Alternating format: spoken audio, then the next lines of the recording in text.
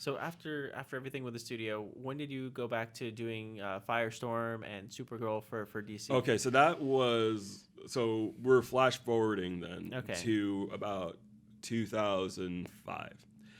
And I had been working for the Humanoids Associé doing a series of graphic albums called Army of Angels. But I was also doing fill-in work for like DC. You know, I was doing stuff over at DC. I was doing Green Lantern, you know, these annuals and fill-ins and stuff, and then stuff over one or two things over at Marvel. And I was working on Les Almas d'Ange, and I was working on a fill-in on Marvel Age Spider-Man for Marvel at the same time. And I got this call. I get a call.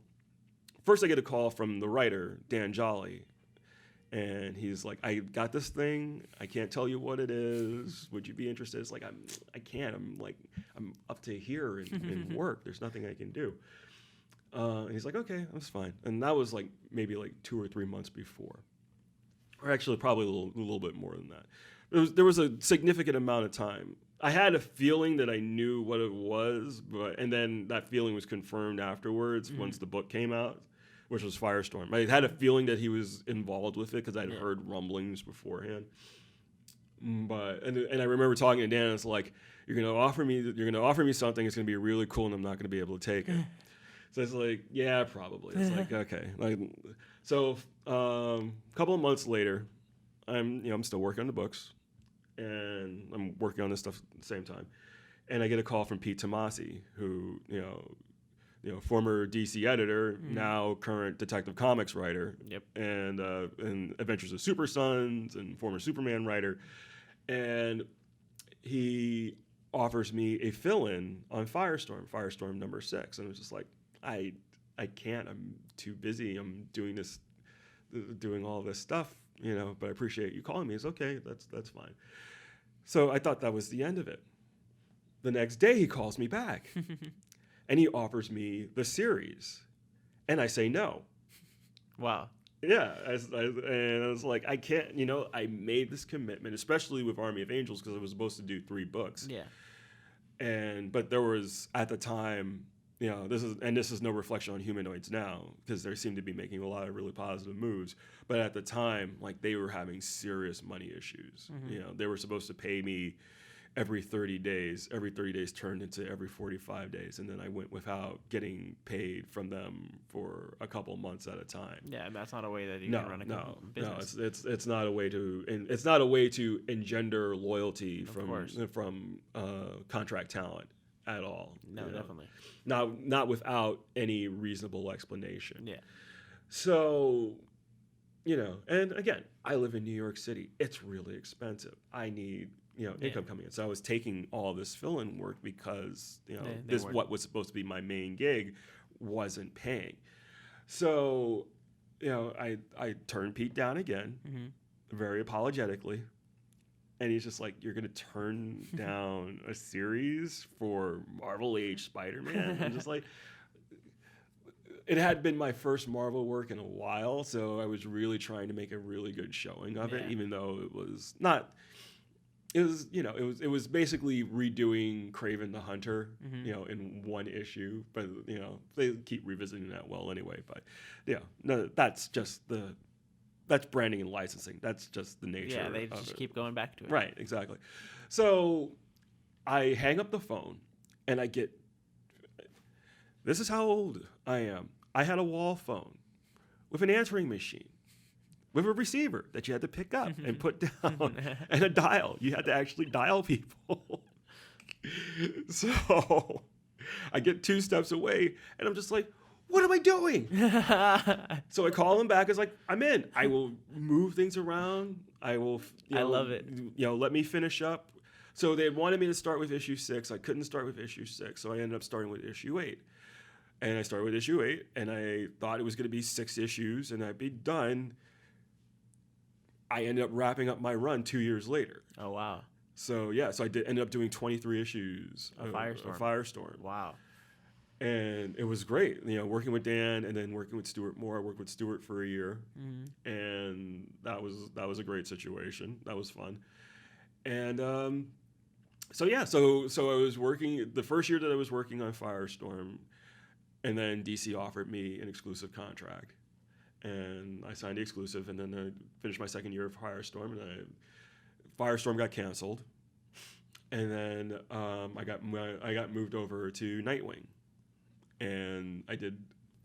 Was this Chuck Dixon's Nightwing or who? No, this was Marv Wolfman. This okay. was right after Marv had taken over, and it started well, but Marv and I had very different ideas about the direction of the book, and I didn't feel comfortable staying on, so I ended up leaving after 5 issues. Then after that, I was doing fill-ins. I was doing stuff for Countdown and leading into Final Crisis and fill-ins on like Teen Titans and that sort of thing. But I was looking for something regular, something steady, because I feel like as an artist, the only way that you can really get to really get the affinity for characters, you have to spend an extensive amount of time, sort of honing. I always feel like it takes me 2 issues. If it's a character that I haven't created, it usually takes me about 2 issues before I start to really feel comfortable with the character. Yeah. So I was at a store signing in Chicago, and I get a call from Matt Idelson, who was an editor at DC at the time. He's at Dynamite now, I think. And he offers me oh wait, no. I'm mixing up my dates. I had been offered a Tangent Superman's Reign miniseries, and they originally only wanted me to do a couple of issues, but they were 17-page stories. So I said I might as well just do the whole thing myself. So I had gone in with the plan of doing the whole. I came in with issue 2. I think it was issue. Yeah, it was issue 2. I came in with issue 2, and did issues 2 through 6, and had the intention of staying on until issue 12.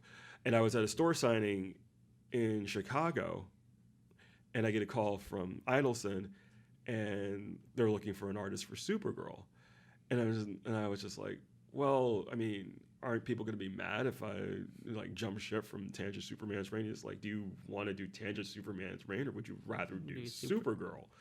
It's like, okay, well, but who's the writer? What's good? It's like, well, we got this new guy. His name is Sterling Gates, and I hadn't remembered him. I met him a year before, and he did a fill-in issue of Green Lantern, but. At first I was like, that can't be his real name. Yeah, right. Sterling Silver? No, no, it's like Sterling Gates. That's a porn name, So, so he was like, no, let me send you the script. You read it and you tell me what you think. So he sent me the script, and the script was the script for our first issue 34, and it was brilliant. It was absolutely brilliant. I read it at home, and I went to my wife, and I'm like, you've got to read this. This is really, really good. Like, for especially like Sterling was in his 20s. Oh, wow. This is 10 years ago. So yeah, we're like right on the 10th anniversary of that issue coming out. So he was young. Oh my God, he was so young. But yeah, I read his first issue, and I was just blown away, and I knew that I had to be involved. So so that's how I ended up on Supergirl. And you stayed on. How long did you stay on Supergirl for? That was 2 years. 2 years. So for like 2008 to 2010. 2008 to 2010. Oh, nice.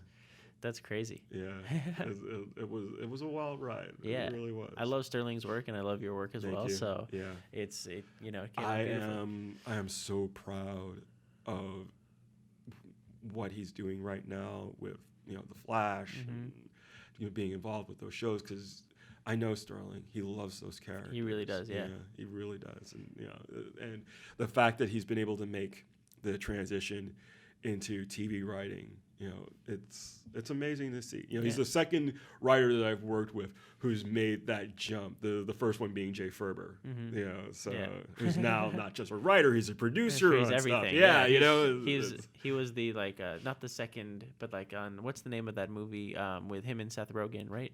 Is that No, you're thinking of Jay Birchall. Oh, no, Jay, different Jay. Different Jay. No, Jay was a writer on the TV series Zoo. Okay. And he was on that show for a couple of years, and he's done a bunch of different things. But he created Noble Causes. We co-created Venture over at Image. He also did a series called Dodges Bullets, and he's done a lot of really cool stuff over the years.